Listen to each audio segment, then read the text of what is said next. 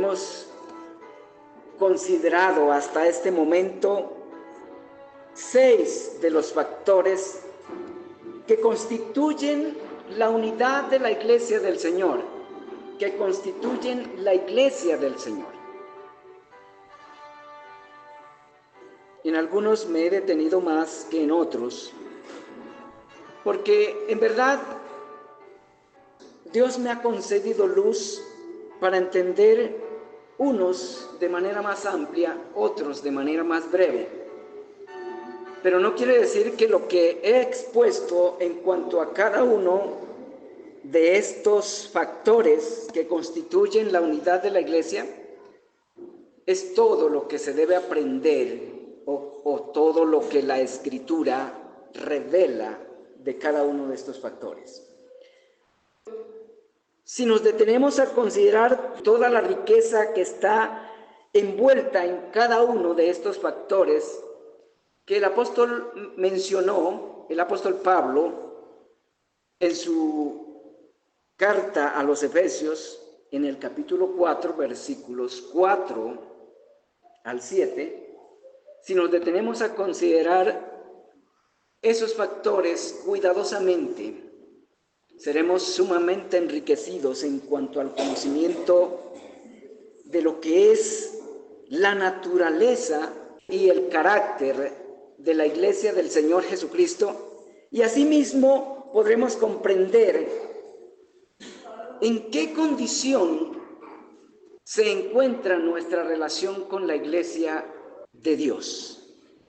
El estudio de estos 7 factores que constituyen la unidad de la Iglesia del Señor nos enriquece porque nos concede aumentar el discernimiento que necesitamos tener para identificar la Iglesia del Señor donde quiera se encuentre, y asimismo para identificar cuál es el carácter de nuestra relación con la Iglesia del Señor.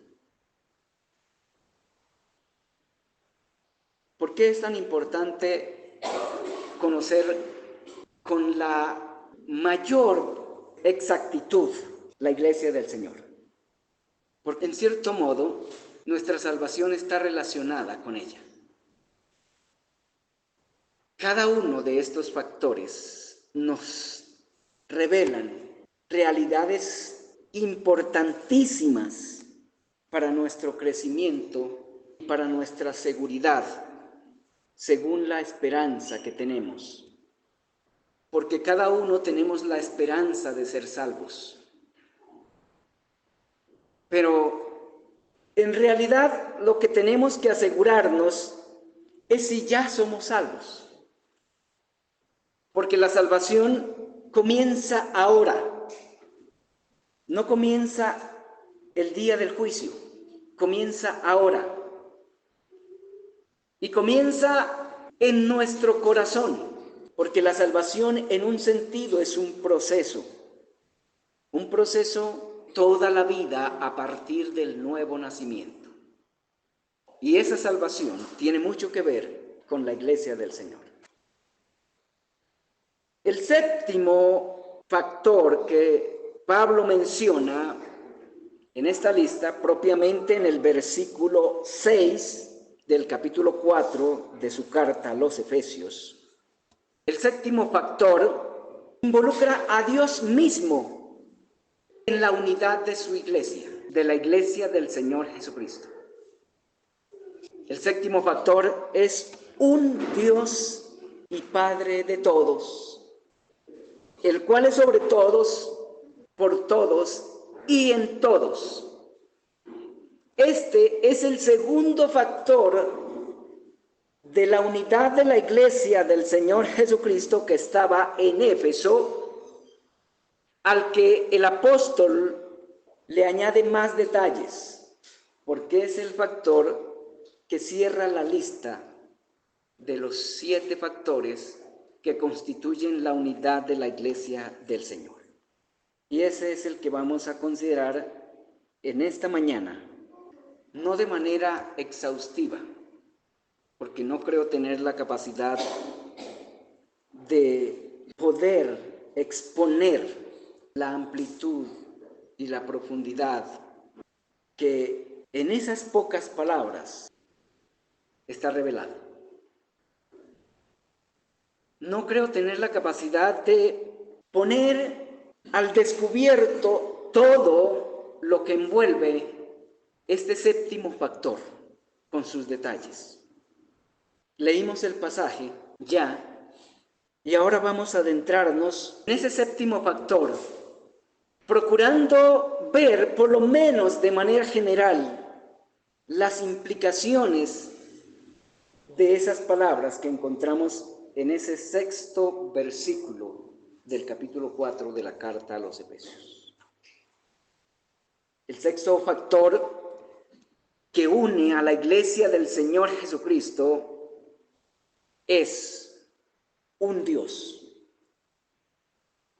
Esa es la primera frase que encontramos en el versículo 6. El séptimo factor que une a la iglesia del Señor es un Dios. Este dato, hermanos y hermanas, deja claro que la iglesia del Señor Jesucristo no es una comunidad politeísta. La iglesia del Señor Jesucristo no tiene un Dios para cada cosa como las demás comunidades griegas y romanas y la iglesia romana actual. La iglesia romana, que presume ser la verdadera iglesia de Cristo, admite cierto politeísmo entre sus ministros y también entre sus miembros. Y eso la deja descalificada como verdadera iglesia del Señor Jesucristo a la luz de este factor. Los griegos tenían muchos dioses, un dios para cada cosa, y lo mismo los romanos. Y la iglesia romana copió en alguna medida ese politeísmo. Pero la iglesia del Señor Jesucristo no es una comunidad politeísta. La iglesia del Señor Jesucristo no tiene un Dios para la lluvia, otro para el fuego, otro para el viento, otro para el amor, como los griegos comunes los tenían. La iglesia del Señor Jesucristo tampoco tiene un Dios para la luz, otro para la oscuridad, otro para la agricultura, otro para la guerra, otro para la paz, como los tenían los romanos. La iglesia del Señor Jesucristo tampoco tiene un Dios para las cosechas, otro para los enfermos y otro para los transportadores, como los tiene la Iglesia Católica Romana. Todos los miembros de la Iglesia del Señor Jesucristo confían para todo en un solo Dios y sirven a ese único Dios.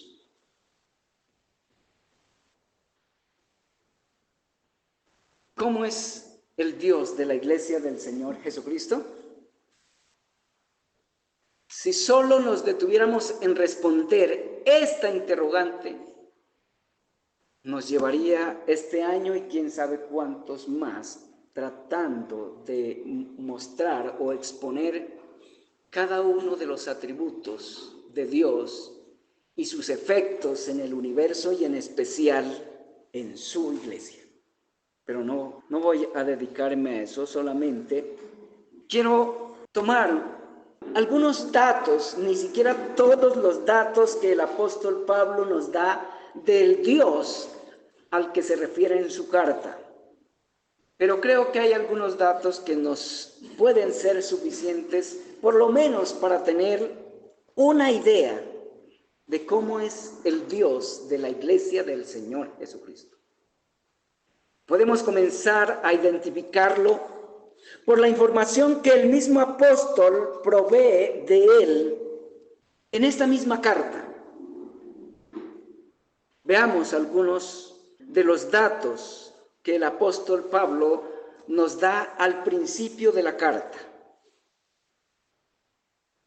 El Dios de la iglesia del Señor Jesucristo que estaba en Éfeso es quien lo hizo a él apóstol del Señor Jesucristo, versículo 1 del capítulo 1. Pablo no se hizo apóstol por sí mismo, por una afición a tener un rango destacado en la iglesia, como está ocurriendo con los apóstoles en la actualidad. Ustedes saben que hay muchos personajes que se están denominando apóstoles, pero al escuchar su doctrina, no es la doctrina propiamente del Señor Jesucristo. El Dios de la iglesia del Señor Jesucristo es la fuente de la gracia y la paz. Capítulo 1, versículo 2. Esto quiere decir que el Dios de la iglesia del Señor Jesucristo es el Dios que concede bienes sin que quienes lo reciben lo merezcan. Pero Él también es el Dios, dueño de la paz, el único que en verdad provee paz verdadera y duradera. El único que resuelve todos los conflictos en los que los seres humanos nos involucramos. Porque las guerras que experimentamos a diferentes niveles en este mundo son producto de la falta de paz con Dios. Pero cuando Dios hace la paz con una persona, esa persona experimenta una paz con Dios, pero también experimenta paz consigo misma y es capaz de mantener la paz con las personas que le rodean. El Dios de la iglesia del Señor es la fuente de la paz. Y que no piense nadie en este mundo, a ningún nivel, que va a obtener paz en algún sentido sin reconciliarse primero con el Dios de la iglesia del Señor Jesucristo. El Dios de la iglesia del Señor Jesucristo es el Padre del Señor Jesucristo. También es otro dato que encontramos en el primer capítulo de la carta a los Efesios, los primeros versículos. Ese Dios es el Dios que los bendijo a Pablo y a los destinatarios de su carta con toda bendición espiritual en los lugares celestiales, en Cristo. Capítulo 1, versículo 3. El Dios de la iglesia del Señor Jesucristo que estaba en Éfeso es quien los escogió en Cristo desde antes de la fundación del mundo para que fuesen santos y sin mancha delante de Él. Versículo 4, capítulo 1. A la luz de esto, ya podemos sacar una conclusión teológica muy importante. A la luz de los datos que encontramos en los versículos 3 y 4 del primer capítulo de la carta a los Efesios, podemos afirmar que el Dios de la iglesia del Señor Jesucristo que estaba en Éfeso y por tanto de la iglesia del Señor ubicada en cualquier lugar de la tierra y en cualquier tiempo es el Dios que existe desde antes de la fundación del mundo. Es el Dios que desde antes de la fundación del mundo los conoció a Pablo y a quienes escribió la carta originalmente. Y además conoció la condición en la que estarían. Vio desde antes de la fundación del mundo que Pablo ni las personas a quienes escribió originalmente su carta estaban manchados.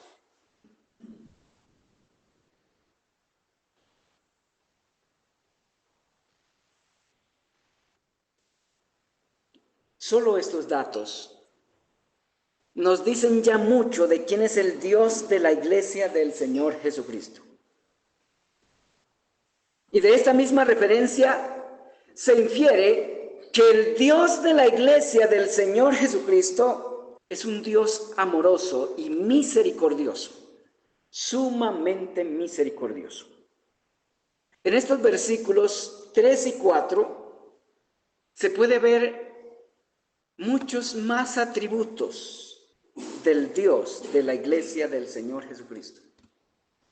Se puede ver la omnipotencia de su sabiduría, la omnipotencia de su amor y la omnipotencia de su misericordia. El Dios de la Iglesia del Señor Jesucristo es el Dios que desde antes de la fundación del mundo amó a Pablo y a sus destinatarios y decidió salvarlos de la profanidad y de la impureza en la cual los vio en el lugar y tiempo en que existirían. El Dios de la Iglesia del Señor Jesucristo que estaba en Éfeso es quien los predestinó, también desde antes de la fundación del mundo, para adoptarlos como hijos suyos. Versículo 5. En este versículo 5 también hay verdades implícitas de mucho valor. Desde antes de la fundación del mundo, Dios planeó la manera de adoptarlos hijos suyos. Este es el único Dios de la Iglesia del Señor Jesucristo. Y a la luz de esto, podemos afirmar que es el único Dios verdadero. Porque los demás que se han denominado dioses no tienen estas facultades que tiene el Dios de la Iglesia del Señor Jesucristo. Pero hay otra interrogante relacionada con este último factor, con este séptimo factor de la unidad de la Iglesia del Señor. Ya tenemos una idea no amplia, no muy profunda, pero acertada de quién es el Dios de la Iglesia del Señor Jesucristo. Pero ahora necesitamos y debemos meditar, reflexionar o considerar cómo era el vínculo de Dios y los miembros de la Iglesia del Señor Jesucristo que estaba en Éfeso. Si logramos identificar cómo era la relación, cómo era el vínculo de Dios y los miembros de la Iglesia del Señor Jesucristo que estaba en Éfeso, de la cual Pablo da garantía que era Iglesia del Señor Jesucristo, de allí podremos sacar información que nos sirva para saber si nosotros aquí somos Iglesia del Señor Jesucristo o no. Porque no debemos asumir que somos Iglesia del Señor Jesucristo solo porque tenemos el nombre de Iglesia cristiana. Debemos asegurarnos que tengamos los rasgos distintivos de la Iglesia del Señor Jesucristo. ¿Qué pasa si resultamos siendo una iglesia falsa? La sorpresa va a ser para nosotros, que lleguemos a creer ser iglesia del Señor Jesucristo sin serlo.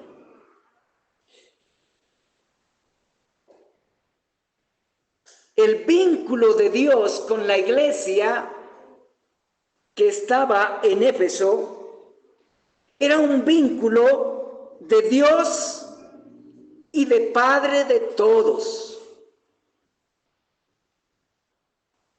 Cada uno de los miembros de la iglesia del Señor Jesucristo es un hijo de Dios por adopción.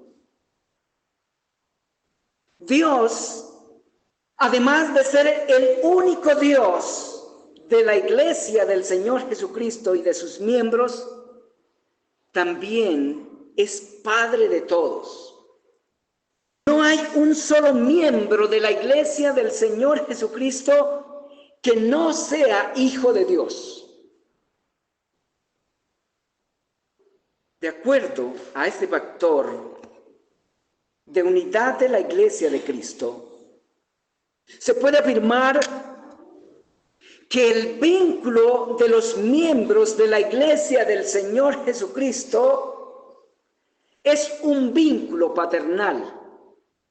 Todos los miembros de la iglesia del Señor Jesucristo son hijos de Dios. Lo dice el apóstol, ¿verdad? Versículo 6. Es el segundo dato del versículo. Es Dios y Padre de todos. Si alguno no es hijo de Dios, tampoco es un verdadero miembro de la iglesia del Señor Jesucristo. ¿Qué es? Un impostor.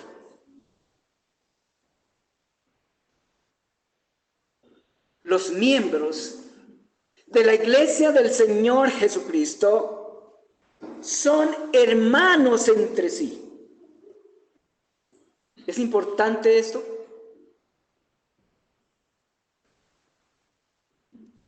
Esa hermandad es una realidad entre los miembros, entre los verdaderos miembros de la iglesia del Señor Jesucristo. Y si alguno no es hijo de Dios entre los miembros de la iglesia, tampoco es un verdadero miembro de la iglesia del Señor, sino un farsante.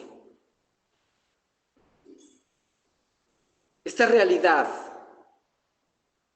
de la hermandad entre los miembros de la iglesia del Señor Jesucristo, esa hermandad que surge de la paternidad misma de Dios al adoptarlos como hijos suyos, esta realidad es una realidad reguladora de todas las relaciones entre los miembros de la iglesia del Señor, pero es una realidad que no destruye las posiciones y dignidades naturales e institucionales.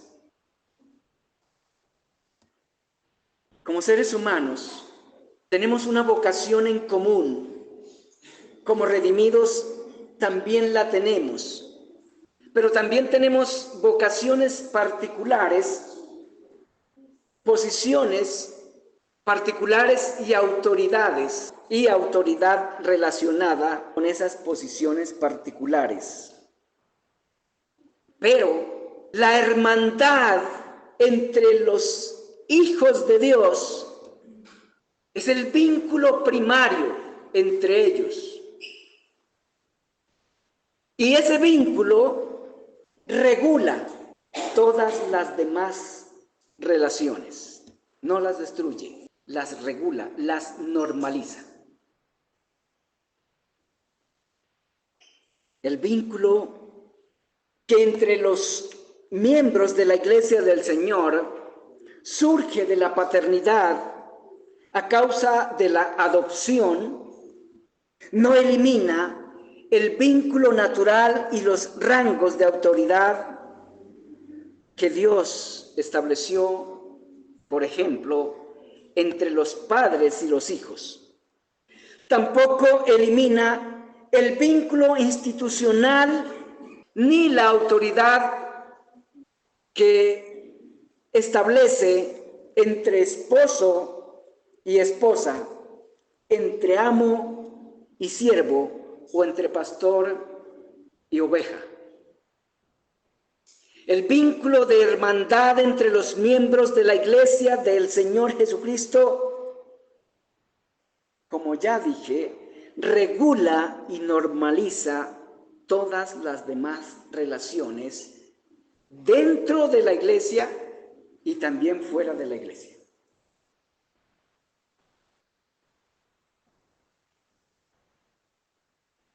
La unidad de la Iglesia del Señor Jesucristo, a la luz de este séptimo factor, no es una unidad de grupo únicamente, como la unidad de los aficionados al fútbol.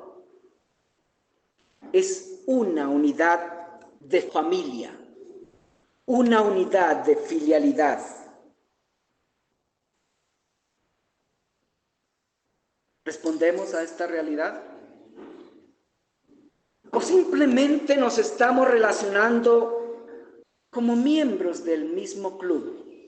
Pero nada nos importa más allá del momento en el que estamos reunidos para complacer nuestras necesidades religiosas superficiales. El vínculo que hay entre los miembros verdaderos de la Iglesia del Señor Jesucristo no es un vínculo por una afición, es mucho más que una unidad por una afinidad de criterios. Es una unidad basada en la paternidad de Dios, y aunque es una unidad que debe alcanzar la unidad de criterios, su esencia es mucho más que criterios. Si estamos unidos únicamente por los criterios afines que tenemos, esa unidad se puede romper en cualquier momento. Pero si estamos unidos por la hermandad que surge de la adopción, convirtiéndose Dios en nuestro Padre, esa unidad no tiene que romperse por la diferencia de criterios que en algún momento encontremos entre nosotros, sino que debe movernos más bien a resolver esa diferencia de criterios con respeto, con humildad y con perseverancia. Dos hermanos, biológicamente, no dejan de ser hermanos porque en algún momento tienen pareceres diferentes sobre un asunto. Me ha pasado a mí, no sé si a ustedes les ha pasado, pero me ha pasado unas cuantas veces. Hermanos que yo he querido con todo el alma, a quien les he abierto y entregado mi corazón. Y de repente me repudian sin siquiera decirme qué fue lo que les disgustó de mi parte, para no volver a tener contacto conmigo.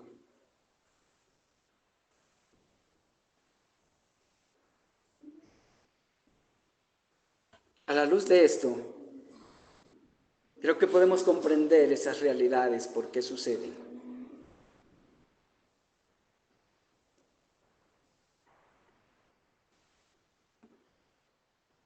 La unidad de la Iglesia del Señor Jesucristo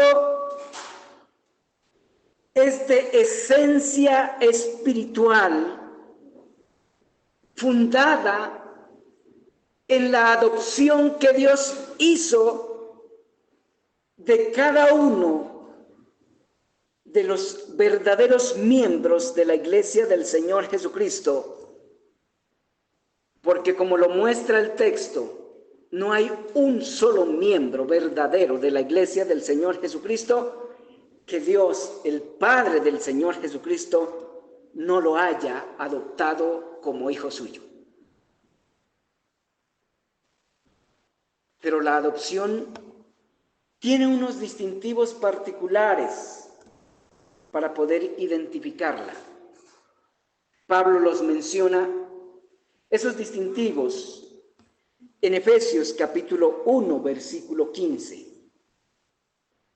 Es necesario que conozcamos cuáles son las evidencias más notorias de la adopción. ¿Cuáles son los primeros resultados? ¿Cuál es el fruto de la adopción? ¿Lo identificaron en el versículo 15 del capítulo 1?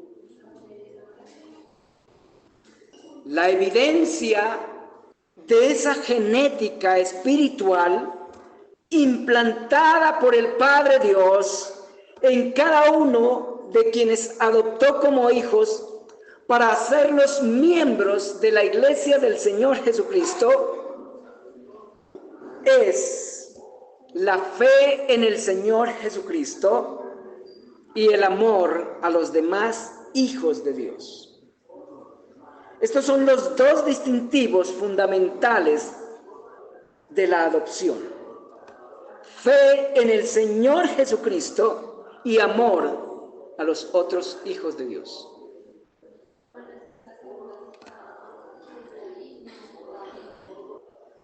Estas dos virtudes, la fe en el Señor Jesucristo y el amor entre los hijos de Dios, son los distintivos básicos notables de los hijos de Dios. No debemos pasar por alto esto.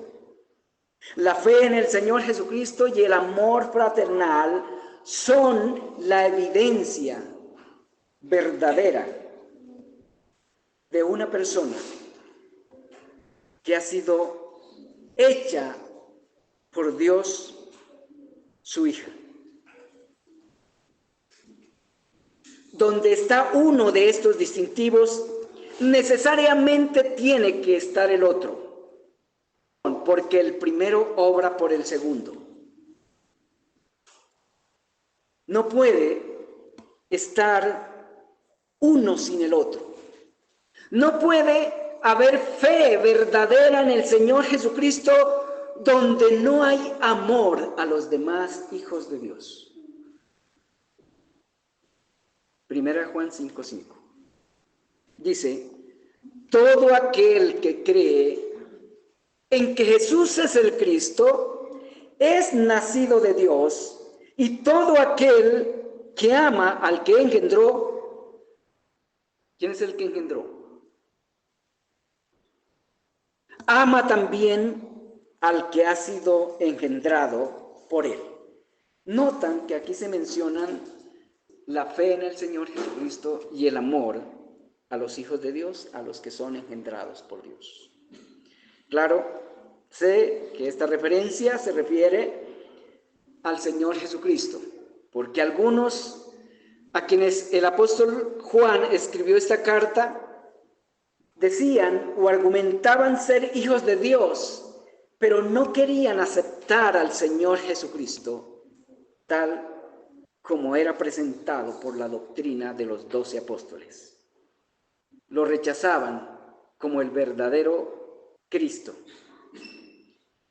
Pero es aplicable por extensión a todos los que son hechos hijos de Dios por adopción. La fe en el Señor Jesucristo produce amor en los que han sido adoptados por Dios como hijos para amar a todos los demás que son adoptados por Él. Una tercera interrogante relacionada con este factor que estamos considerando es la siguiente: ¿cuál es la posición y acción de Dios en la unidad de la iglesia? La posición de Dios en la iglesia de Cristo es la de Dios y Padre. No es únicamente la posición de Dios. Como Dios y Padre de todos, obra sobre todos, por todos y en todos. Creo que esta es una alusión a la soberanía y supremacía de Dios. Y este dato es sumamente importante para entender el papel de Dios en relación con su iglesia.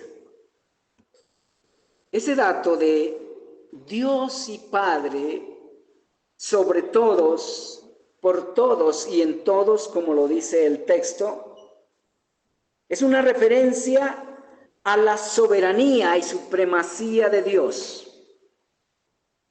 Y tiene la intención de producir en el corazón de los hijos de Dios varias actitudes.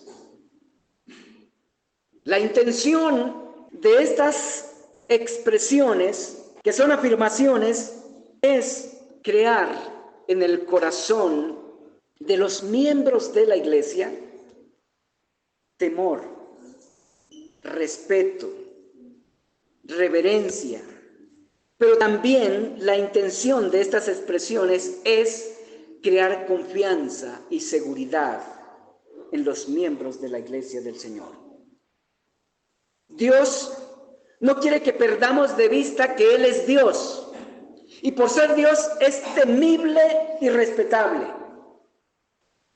pero por ser Dios es confiable también. Pero hay un dato más que le da más valor a la información que el apóstol nos provee en estos versículos. Es que además de ser Dios sobre, por y en la iglesia del Señor y en cada uno de los miembros, Padre de todos los miembros de la iglesia del Señor Jesucristo. Y esto le da otra connotación sumamente importante. Como Dios y Padre soberano, tiene autoridad sobre todos. Como supremo está al control y cuidado de todos. Ni uno solo de sus hijos miembros de la iglesia del Señor Jesucristo está fuera de su cuidado. Eso es algo de lo que el apóstol Pablo quiere comunicar con la frase por todos. No es únicamente sobre todos, también es por todos. Y con ello quiere decir que todas sus facultades como Dios y como Padre obran a favor de sus hijos, construyendo con ellos la unidad pedida por el Señor Jesucristo la noche antes de ir a la cruz. Recordamos esa petición, ¿verdad? Todas sus facultades como Dios y Padre obran para mantener esa unidad y llevarla al objetivo final. Como Dios y Padre de los miembros de la iglesia del Señor Jesucristo, no puede permitir y no va a permitir y nunca va a permitir que dos de sus hijos terminen odiándose para siempre. Porque Él obrará por encima de ellos, por ellos y en ellos, para resolver toda desaveniencia.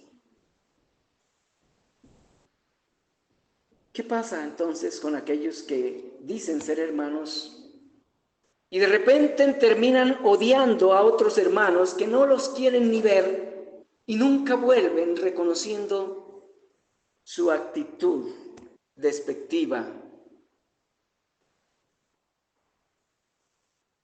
Yo no puedo afirmar que ellos no sean hijos de Dios, pero ¿por qué son capaces de aborrecer a otros hijos de Dios?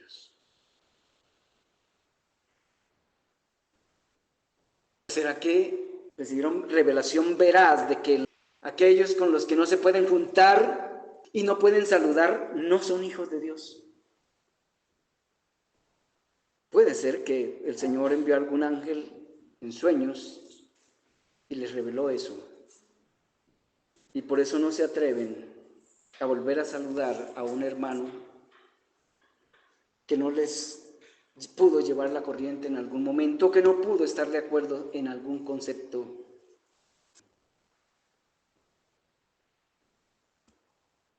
Ningún hijo de Dios aborrece a otro solo por tener una concepción diferente.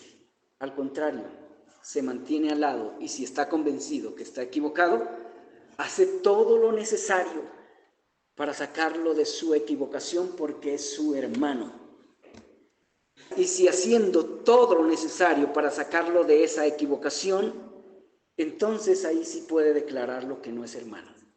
Pero hay un trabajo que hacer primero, y ese trabajo incluso es el de involucrar a toda la iglesia. No es algo que uno pueda decir, bueno, ya este no me hizo caso, no me llevó la corriente, entonces ya no es mi hermano a partir de ahora. La iglesia del Señor no es un asunto insignificante. Ser miembro de la iglesia del Señor no es un asunto folclórico. Es un asunto de una alta responsabilidad. Nadie dentro de la iglesia del Señor que se considere miembro de ella puede repudiar a otro hermano porque sí, sin antes hacer todo el trabajo que el mismo Señor Jesucristo manda que se haga. A la luz del conducto indicado por el Señor Jesucristo para restaurar a un pecador, a un hermano, nadie tiene el derecho a repudiar a un hermano que pecó por su propia cuenta, sino hasta no someterlo al proceso eclesiástico y llevarlo al último paso. De manera que solo no puede tomar la decisión y decir, este ya no es mi hermano. Esa es una decisión que debe tomar junto con toda la iglesia y cuando se compruebe realmente que no se le puede llamar hermano, porque no acató todo el trabajo. Pero solo el hecho me llevó a la contraria o no pudo estar de acuerdo conmigo en algún asunto. Yo individualmente, como miembro de la iglesia del Señor, no tengo derecho a decir, ese no es mi hermano. Si entendemos la Escritura como es la Escritura. Hay otro detalle, queridos hermanos, ya para terminar. Hay otro detalle más en cuanto al papel de Dios en la unidad de la iglesia de su Hijo Jesucristo, que también es su iglesia, porque así la denomina el apóstol Pablo en su primera carta a Timoteo, la llama iglesia del Dios viviente, que no es meramente iglesia del Señor Jesucristo y el Padre funciona como el papá que apoya al Hijo, sino que también la denomina iglesia del Dios viviente. La iglesia de su Hijo es la iglesia del Padre. Y el Padre está involucrado, como lo vamos viendo en este último factor, está involucrado activamente en la edificación, en la unidad de su iglesia. El otro dato al que quiero referirme es que Dios no es únicamente sobre todos y por todos, Él también es en todos. Y este tercer y último dato es de suma importancia. El trabajo de Dios, como Dios Padre, no se limita a gobernar sobre ellos y a organizar las cosas a favor de la iglesia y de sus miembros.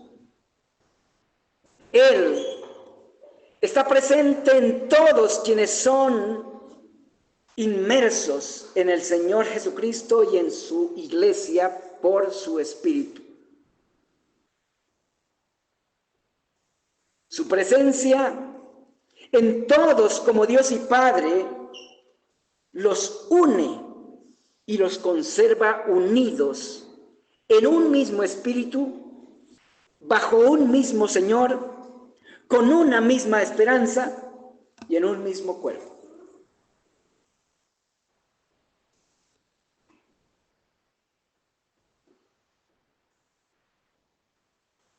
¿Qué forma del Padre responder a la petición de su Hijo, verdad? Aquí tenemos un ejemplo de paternidad también.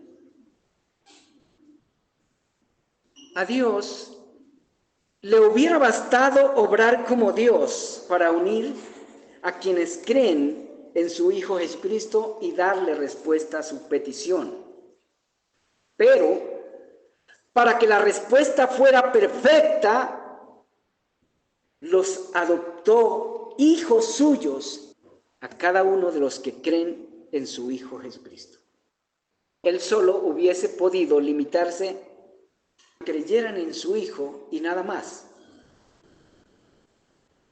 Pero Él dijo, para responderle con excelencia a mi Hijo, los voy a adoptar como hijos míos también. Qué glorioso es esto, ¿no? Dios se hubiese podido limitar a redimirnos solamente,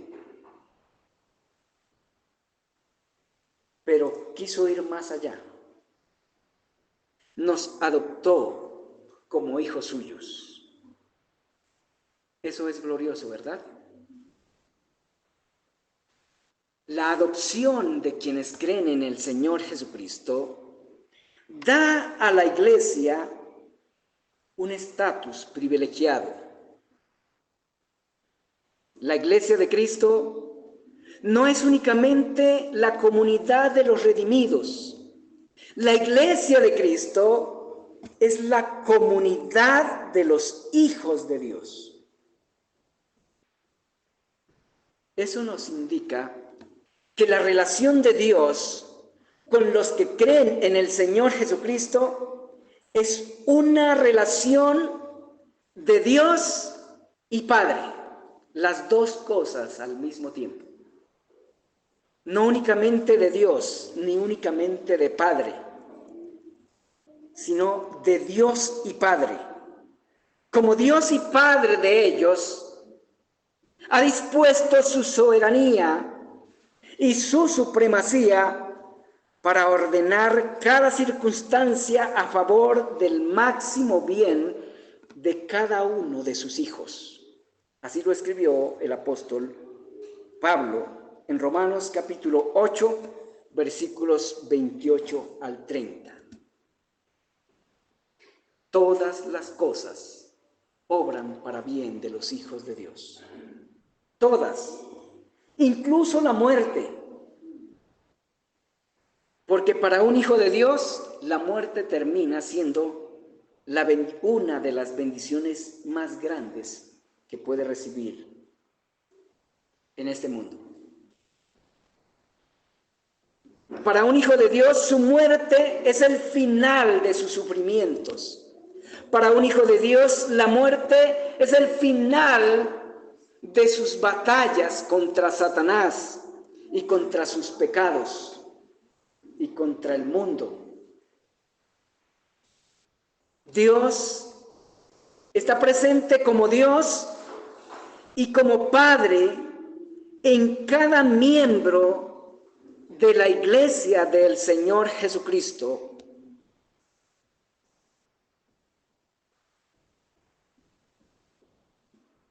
No únicamente está sobre ellos, no únicamente está obrando para ellos, sino que está obrando en ellos, en cada uno de los miembros de su iglesia. La comprensión de este séptimo factor de la unidad de la iglesia del Señor Jesucristo es altamente saludable. Las realidades envueltas en este séptimo factor son realidades gloriosas. Dan a la iglesia garantías insuperables, porque Dios mismo, con todas sus facultades como Dios y como Padre, está sobre todos, por todos y en todos, al cuidado de su iglesia, la cual es su familia. Cada uno de los miembros de la iglesia del Señor Jesucristo son sus hijos y por tanto cada uno, todos y cada uno están bajo su divino y paternal cuidado.